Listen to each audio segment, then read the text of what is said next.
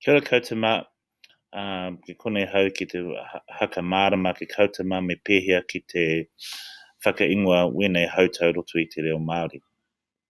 So, me kiti atu koe ko te koutou ko te 1/4, ke roto I te reo, tera ko te hau whā.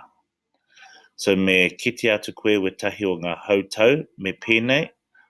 So when you see fractions that have a 1 on top of it, they will always be called a hau, and whatever the bottom number is, that's what the fraction will be called. So for instance, here we've got 1/4, so therefore it will be called a hau whā.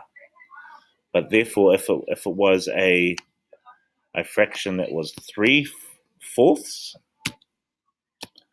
like so, in te reo Māori, that would be called a toru ki te hau whā. So that is the difference between when you name the two different equations. When the taurunga is a 1, it is always hau, then whatever the tauraro number is, that's what it will be. As for when the taurunga is any other number but 1, it is that number and the hau, what's down the bottom. So for instance, a 3/4 would be toru ki te hau whā. Kia ora.